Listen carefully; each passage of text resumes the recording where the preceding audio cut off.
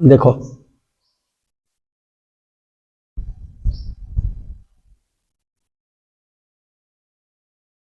ठीक है,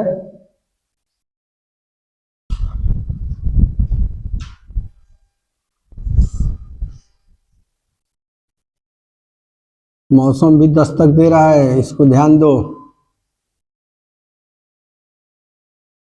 सजग रहना, नहीं तो फिर कब अटैक कर देगा कोई गारंटी नहीं है। आ रहा है समझ में? कब अटैक कर देगा कोई गारंटी नहीं है, इसलिए सावधान इंडिया।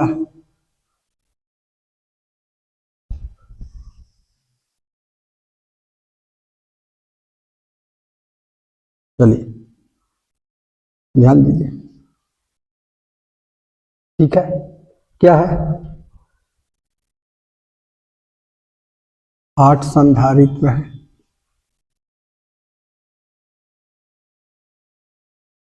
एक म्यूएफ, एक म्यूएफ, एक म्यूएफ, एक म्यूएफ, एक म्यूएफ, एक म्यूएफ, एक म्यूएफ, एक म्यूएफ, एक म्यूएफ, ठीक है, आ रहा है समझ में?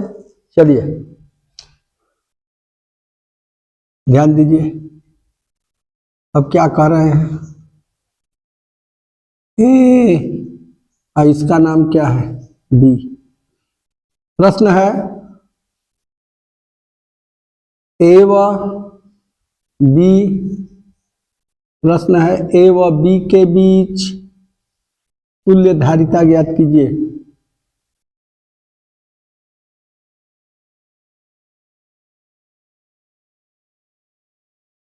चलो भाई बताओ कैसे होगा, देखो देखो ध्यान दो। ए और बी के बीच तुल्य धारिता ज्ञात करने के लिए पहले हम देखेंगे कि संधारित्र किस क्रम में जुड़े हैं। संधारित्र किस क्रम में है भाई, बोलो?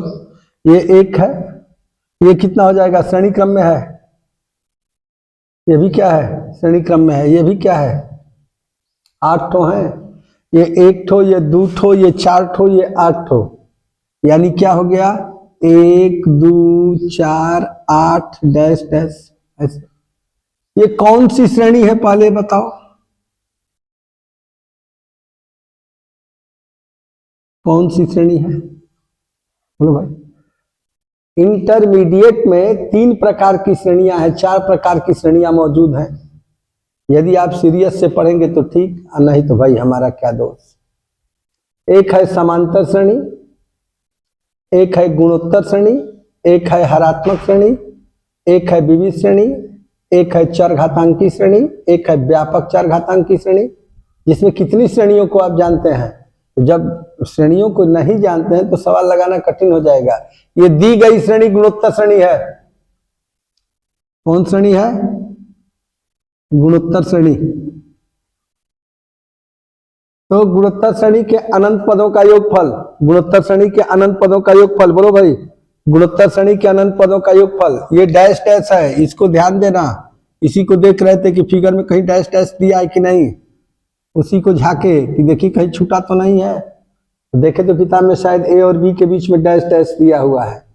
तो बोलो 1, 2, 4, 8, डैश डैश गुणोत्तर श्रेणी में। तो गुणोत्तर श्रेणी के n पदों का योगफल, यन तो है नहीं, निश्चित तो है नहीं, अनंत पदों का योगफल बताओ, दोनों बता दो। गुणोत्तर श्रेणी के n पदों का योगफल और गुणोत्तर श्रेणी के n पदों का योगफल और गुणोत्तर श्रेणी के अनंत पदों का योगफल। गुणोत्तर श्रेणी के n पदों का योगफल का सूत्र बताओ। गुणोत्तर श्रेणी के n पदों का योगफल और गुणोत्तर श्रेणी के अनंत पदों का योगफल। बच्चे याद नहीं करते, पढ़ते ही नहीं है, माहौल दूसरा चल रहा है। चलिए, गुणोत्तर श्रेणी के अनंत पदों का योगफल, अनंत पदों का योगफल, बोलो भाई? गुणोत्तर श्रेणी के अनंत पदों का योगफल क्या होता है? सूत्र बताओ, बच्चे बताएंगे। गुणोत्तर श्रेणी के n पदों का योगफल, बोलिए भाई? गुणोत्तर श्रेणी के n पदों का योगफल बोलो। ये कैसे है ध्यान देना, बोलो? पहले इसको समझा रहे हैं, इसके बाद इसमें देखेंगे। पहले इसको समझा रहे हैं, इसको ध्यान दीजिए।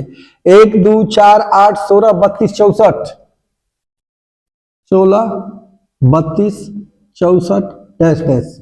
बोलो ये कौन सी श्रेणी है? गुणोत्तर श्रेणी है। तो गुणोत्तर श्रेणी के अनंत पदों का योगफल S infinity equal to A upon 1 minus R. यहाँ आर क्या है? Common ratio. आर क्या है? कॉमन रेशियो क्या है? First term.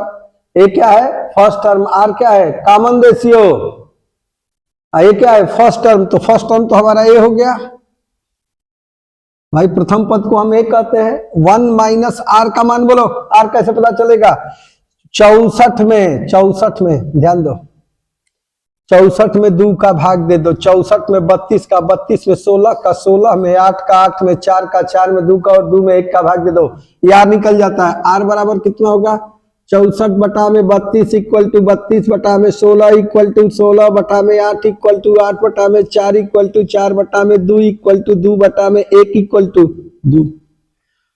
यदि हर जगह ये बराबर हो जाएगा अनुपात तो गुणोत्तर श्रेणी बनाएगा। गुणोत्तर श्रेणी के अनंत पदों का योगफल का सूत्र होता है S infinity equal to A upon 1 minus R, जहां ए प्रथम पद है और आर सर्वानुपात है। बोलो आर का मान कितना है? 2। ठीक है। इसी प्रकार से इसको भी देखो, इसको भी क्या करो, देखो ये 1 है, श्रेणी 1 है। ये 1 और 1 को श्रेणी क्रम में जोड़ेंगे तो कितना हो जाएगा? 1 और 1 को श्रेणी क्रम में जोड़ेंगे तो बच्चों का टावर नहीं काम कर रहा है। 1/2 1 और 1 चारों को समांतर श्रेणी क्रम में जोड़ेंगे तो कितना आ जाएगा? 1/4। 1 8 को समांतर क्रम श्रेणी क्रम में जोड़ेंगे तो कितना आ जाएगा? ठीक है। तो इसमें ये तो प्रथम पद हो गया और आर के कहते हैं भैया, आर को कहते हैं सर्वानुपात। सर्वांतर नहीं, सर्वानुपात, कॉमन रेशियो। भाग दे दो 1/8 में, भाग दे दो 1/4 का, तो कितना हो जाएगा? 1/2 हो जाएगा। अब अनंत पदों का योगफल का सूत्र होता है ए अपान 1 माइनस आर। ए का मान 1, 1 माइनस आर का मान 1/2, 1 बटा में 2 इक्वल टू 2 माइक्रोफैरड हो गया। टोटल धारिता मिल गई कितना? 2 माइक्रोफैरड। नहीं दिखाई दे रहा है? ठीक है, चल रहा है, दिखाई नहीं दे रहा है, नीचे चला गया। ठीक है, चलिए फिर से देख लो भाई, चलो फिर से समझ लो इसको। देखो एक क्वेश्चन दिया है, क्या क्वेश्चन दिया है कि ए और बी दिए गए चित्र में ए और बी के बीच तुल्य धारिता ज्ञात कीजिए। ए और बी के बीच तुल्य धारिता ज्ञात कीजिए, ये फिगर दिया है। तो बोलो इसके पहले लाइन में कितना है? 1 संधारित्र है, दूसरे लाइन में 2 संधारित्र, तीसरे लाइन में 4, चौथे में 8, पांचवें में 16। ऐसे रात भर होते चले जाएंगे, कोई गारंटी नहीं है। इसीलिए इसको क्या कहते हैं? अनंत। क्या कर रहे हैं? यदि यहां डैश डैश न लगा करके रुक गया होता, ये जो डैश डैश है उससे अनंत माना जा रहा है। यदि एकदम सीधा रहता, डैश डैश नहीं रहता, तो यहीं रुक जाता, 8 तक माना जाता। लेकिन ये फिक्स नहीं है, कहां जाएगा कोई ठिकान नहीं है। तो पहले में कितना है? 1 माइक्रोफैरड। 1 और 1 किस क्रम में है? श्रेणी क्रम में। तो श्रेणी क्रम में होंगे तो 1/2 हो जाएगा। फिर 1 1 1 4 ठो 1 श्रेणी क्रम में है तो 1/4 हो जाएगा। 8 ठो 1 श्रेणी क्रम में है तो 1/8 आ जाएगा। तो श्रेणी बन गया कि नहीं? पहले वाले में 1, दूसरे वाले में 1/2। आ रहा है समझ में? 1/2 कैसे? 1 और 1 को श्रेणी क्रम में जोड़ेंगे तो कितना हो जाएगा? 1/2। ऐसे ही 1 1 1 4 ठो जोड़ेंगे तो कितना हो जाएगा? 1/4। ऐसे ही 1 1 8 ठो जोड़ेंगे तो कितना हो जाएगा? 1/8। बोलो भैया सही है गलत है? ये 1/2 नहीं आ रहा है तो सिर में मत पड़ो, कहो तो हम जोड़ के दिखा दें। ये 1, ये 1/2, ये 1/4, ये 1/8 आ रहा है समझ में? तो हमारी श्रेणी बन गई 1 1/2 1/4 1/8। अब डैश डैश कहां खत्म है कोई गारंटी नहीं है भाई, अनंत है ना।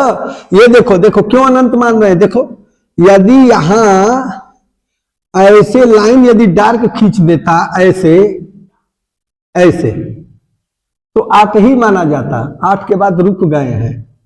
लेकिन ये डार्क लाइन नहीं खींचा है, ये क्या खींचा है हमारा, डैश डैश खींचा है।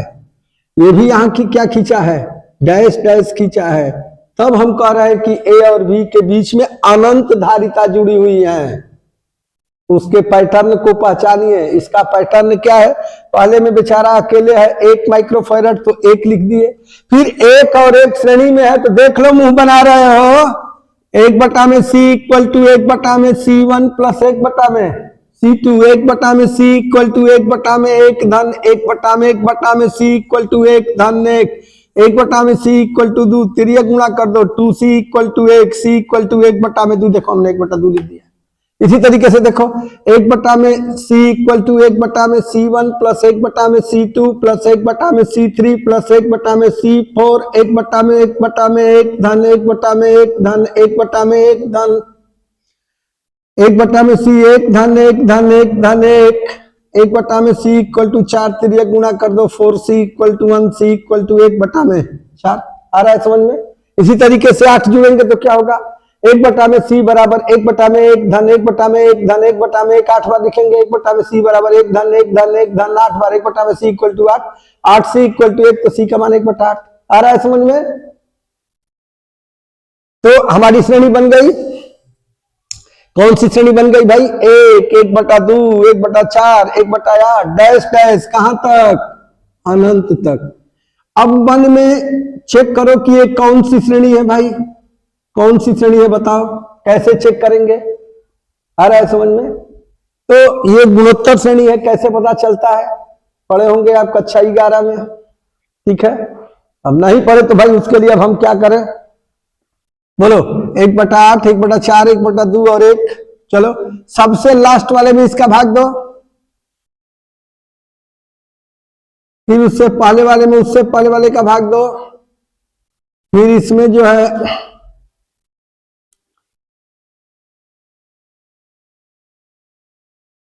बोलो, ठीक है।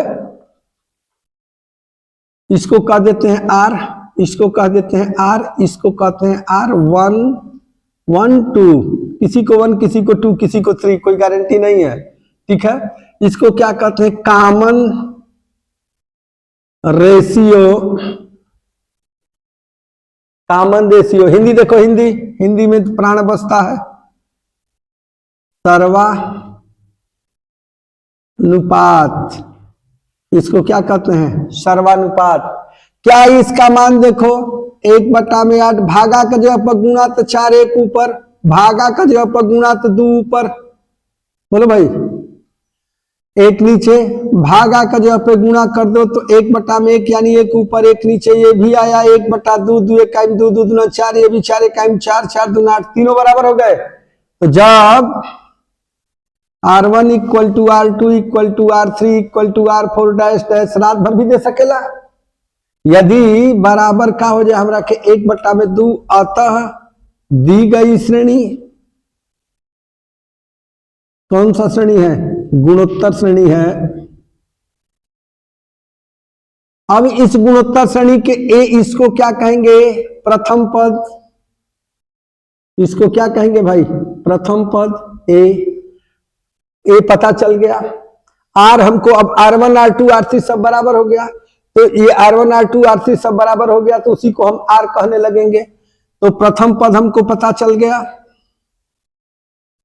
प्रथम पद ए का मान कितना है, 1, और सर्वानुपात बोलो भाई, R का मान कितना है, 1/2। तब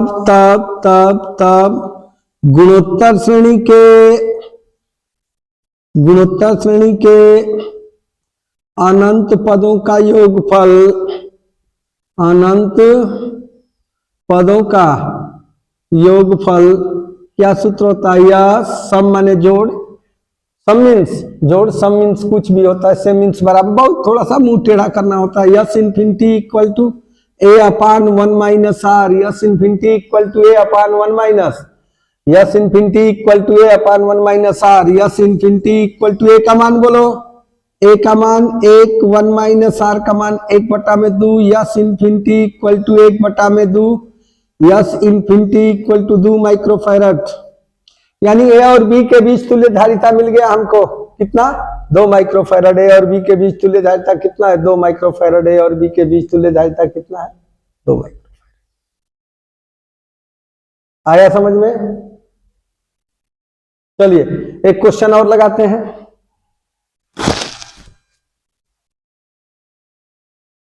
मिटा दे।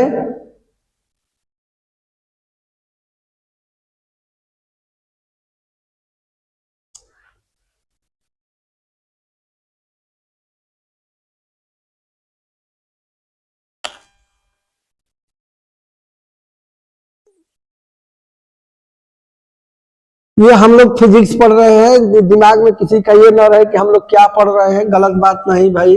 हम लोग क्या पढ़ रहे हैं? फिजिक्स पढ़ रहे हैं। हम लोग क्या पढ़ रहे हैं भाई? हम लोग फिजिक्स पढ़ रहे हैं, ये दिमाग में रहे भाई। हम लोग क्या पढ़ रहे हैं? क्या पढ़ रहे हैं भाई? फिजिक्स पढ़ रहे हैं, ये दिमाग में शंका न रहे। तुम लोगों का दूसरा रूट है।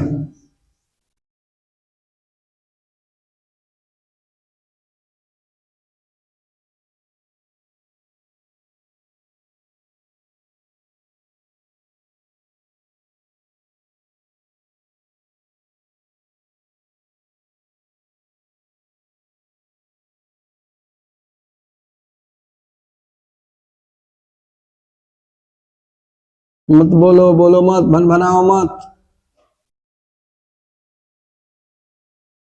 बांड मत बनाओ।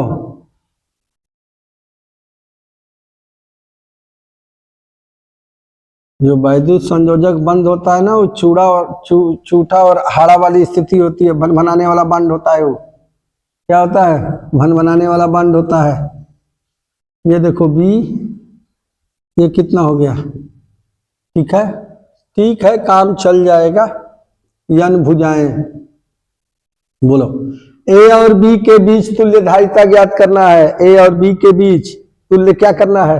धारिता ज्ञात करना है। 1 μF, ठीक है, ज्यादा लंबा है तो इसको छोटा कर दीजिए, क्या दिक्कत है? अपनी खेती बाड़ी है, ठीक है। चलिए, ठीक है, तो ये 1 μF है, बीच में कर दो और अच्छा लगेगा, क्या दिक्कत है? ये तो बता ही रहे कि अपना बनाना है भाई। 1 μF,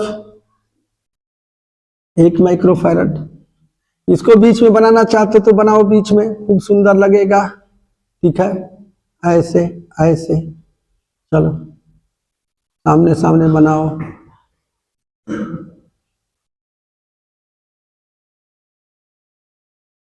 भाई यहाँ कौआने वाने वाली बात नहीं है, ये सब कौआने वाले बंद कर दीजिए बात को, यहाँ सब ये सब नहीं होना चाहिए।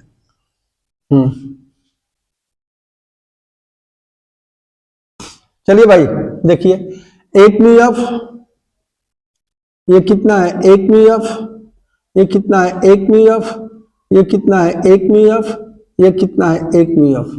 ए और बी के बीच तुल्य धारिता ज्ञात कीजिए। प्रश्न यही है, निम्न चित्र में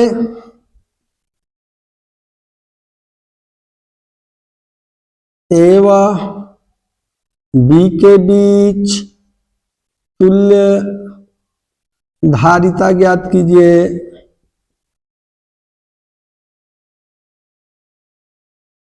चलो भाई देखो, ध्यान, ये 1 है, ये दोनों किस क्रम में है? किस क्रम में?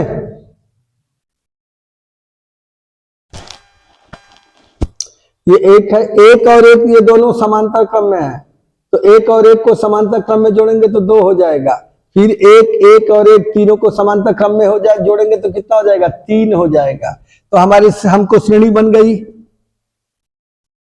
1 2 3 डैश डैश यन तक कह रहा है, यन भुजाएं।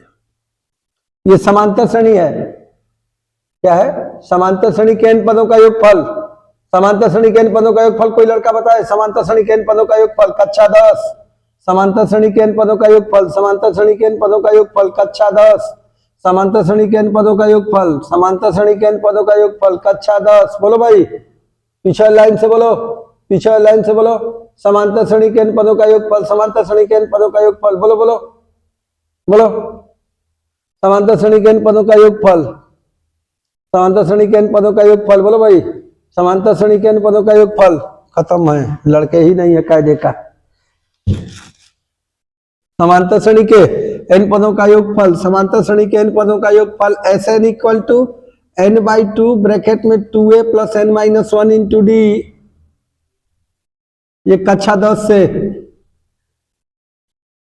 किससे? कक्षा 10 के गणित का सूत्र है समांतर श्रेणी के n पदों का योगफल। समांतर श्रेणी हाई स्कूल में दिया है ना, तो समांतर श्रेणी के n पदों का योगफल Sn equal to n/2 2a plus n minus 1 into D. n के जगह पे n रखिए, a के जगह पे 1, और डिफरेंस भी 2 है, 3 में डिफरेंस 1 है, 3 में से 2 गया 1, 2 में से 1 गया 1, डिफरेंस 1, और प्रथम पद भी 1, n का मान n इसी में रख दो, n के प्लेस पर n के प्लेस पर n, first term 1, n minus 1, difference का भी मान कितना हो गया 1, n/2 2 plus n minus 1 equal to n/2 n plus 1 mu f। Answer दिया है, आंसर दिया है, ठीक है। तो ये समांतर श्रेणी का सवाल था, वो गुणोत्तर श्रेणी का सवाल था। इससे पहले वाला जो सवाल लगाए थे वो गुणोत्तर श्रेणी है। उम्मीद है कि इसमें जो है कोई हरात्मक श्रेणी का सवाल नहीं दिया है। समांतर श्रेणी, गुणोत्तर श्रेणी, हरात्मक श्रेणी, विविध श्रेणी, चरघातांकी श्रेणी, व्यापक चरघातांकी श्रेणी, देखो ये सब हम अपने जीवन में पढ़ाए हैं। अब ये नया चैप्टर में एंट्री कर जाएगा तो कितने टीचर तो ऐसे ही नहीं आ रहा है, टीचर बेचारे क्या करें, टीचरों की बस की बात क्या है, लड़के ही नहीं सही है तो टीचर कहाँ से सही होगा। लड़के सही मिलेंगे तो लड़का सही है तो टीचर सही है, लड़का गड़बड़ है तो टीचर नहीं मिल पाएगा, कहाँ मिल पाएगा। लड़के को जब भी पूछते हैं छोटी छोटी बातें आता ही नहीं। चलो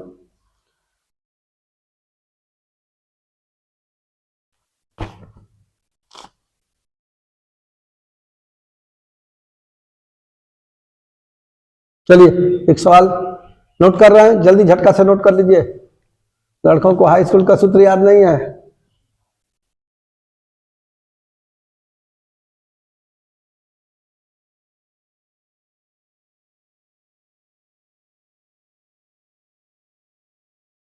बच्चों को हाई स्कूल का सूत्र याद नहीं है।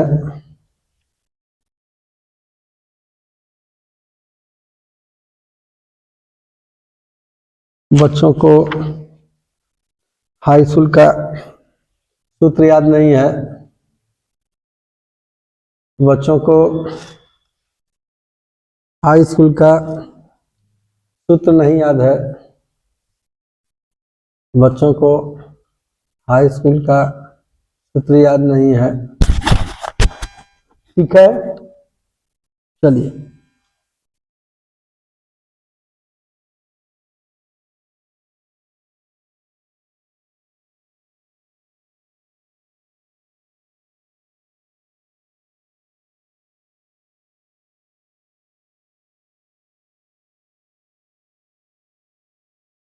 चलिए देखिए एक सवाल है,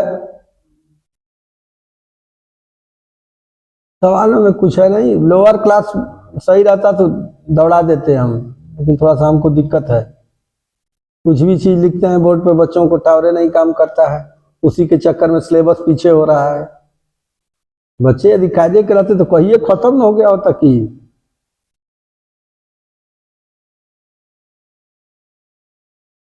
बच्चे ही वीक मिल रहे हैं। हम तो इतना झेल के पढ़ा देते हैं, दूसरा टीचर क्या करता होगा भगवान नहीं जाने।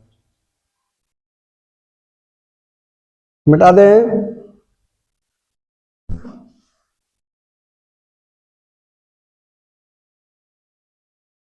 एक क्वेश्चन है, संलग्न चित्र में संचित ऊर्जा की गणना कीजिए। संलग्न चित्र में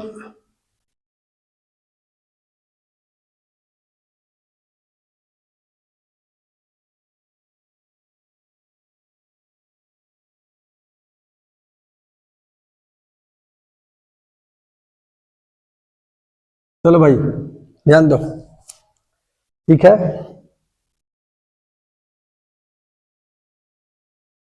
2 माइक्रोफैरड, 2 एम्पियर, 2 ओम, 3 ओम, 5 ओम।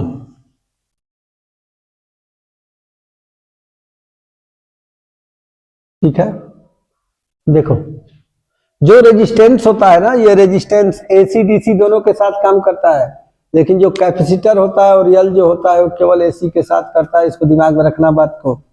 ठीक है, चलो देखो 2 3 5, चलो भाई खोलल जाई, काकल जाई, खोलल जाई या फिर खोल के बनाऊं के बा?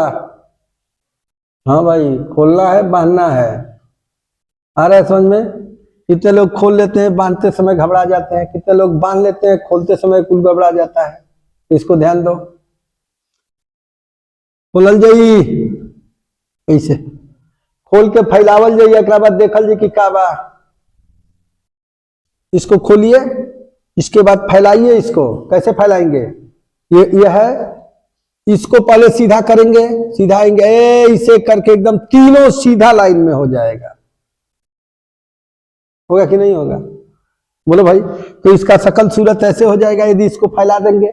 खोलिए, फैलाइए और देखिए, फार्मूला है, देखिए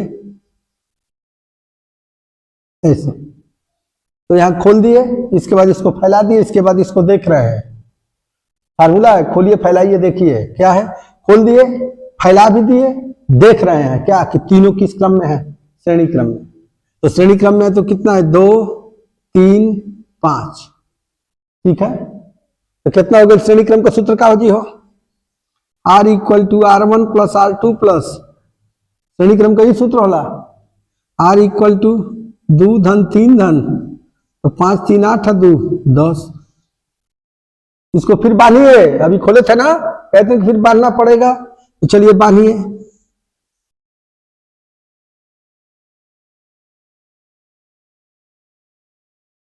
कितना है भाई? 10 ओम। कितना एम्पियर धारा आ रही है? इधर से कितना एम्पियर आ रही है जी? 2 एम्पियर इसमें से आ रही है। कितना? 2 एम्पियर इसमें से कितना आ रही है? 2 एम्पियर। तो ओम्स लॉ इसमें लगा देंगे। ओम्स लॉ, ओम्स लॉ क्या कहता है? V is directly proportional to I। यदि किसी चालक की भौतिक अवस्था जैसे ताप, दाब, सांद्रण इत्यादि में परिवर्तन न किया जाए तो चालक के सिरों के बीच आरोपित विभवांतर चालक में प्रवाहित धारा के अनुक्रमानुपाती होता है। यदि किसी चालक के सिरों के बीच आरोपित विभवांतर भी हो, उसमें प्रवाहित धारा आई हो, तो ओम्स के नियम के अनुसार V is directly proportional to I, V = RI, जहां एक नियतांक है चालक के तार के पदार्थ का क्या कहते हैं? प्रतिरोध कहते हैं। इसका मान वोल्ट प्रति एम्पियर होता है। इसका मान वोल्ट प्रति एम्पियर होता है, जिसे हम ओम कहते हैं। क्या कहते हैं? ओम कहते हैं। ठीक है, तो R तो हमने निकाल लिया 10। R कितना निकाला जी? 10 ओम। धारा कितना है? 2 एम्पियर। ओम्स लॉ लगा दीजिए। According to Ohm's law V = RI। V निकाल दीजिए। R का मान 10, I का मान 2, V बराबर 20 वोल्ट। हमको निकालना क्या है? संचित ऊर्जा का मान ज्ञात कीजिए। संचित ऊर्जा का मान ज्ञात करो। भाई ऊर्जा का सूत्र बताए हैं? ऊर्जा का सूत्र बताएं, कोई लड़का बता दे। ऊर्जा का सूत्र 12 CV²। हमने प्रूफ किया था डेरिवेशन। हमने क्या किया था? इंटीग्रेशन लगा करके उस सूत्र को प्रूफ किया था। ख्याल करो, ख्याल करो, ख्याल करो।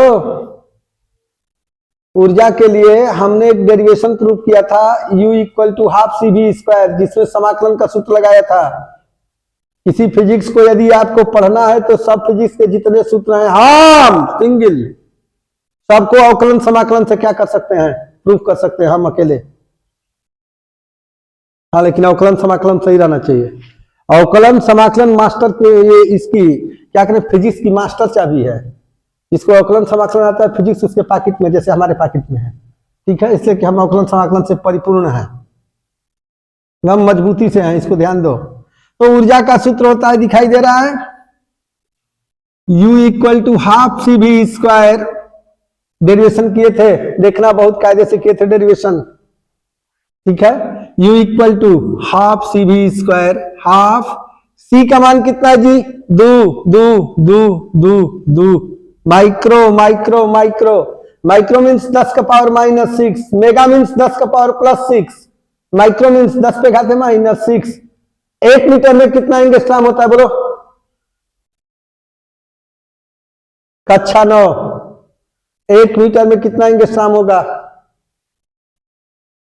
जितने लाइट के चैप्टर हैं सब में एंगस्ट्राम यूज होता है। प्रकाश जिसमें आएगा उसमें एंगस्ट्राम रहेगा। बोलो 1 मीटर में कितने एंगस्ट्राम? तुम बोलो, तुम बोलो, बगल वाला, बगल वाला बोलो, बोलो कौन चीज? 1 मीटर बराबर 10 का घाते 10 एंगस्ट्राम। 1 मीटर पर तुम सुन के तुमको उस दिन उदाहरण दिए थे। मत ऐसा किया करो, मत ऐसा किया करो, हमको दिक्कत होता है। हमको क्या होता है? दिक्कत होता है।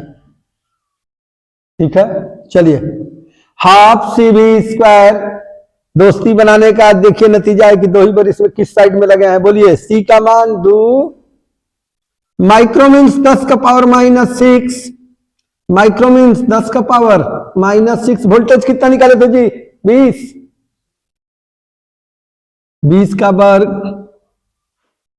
400, 20 का वर्ग 400 गुणे 10 का घाते -6 जूल।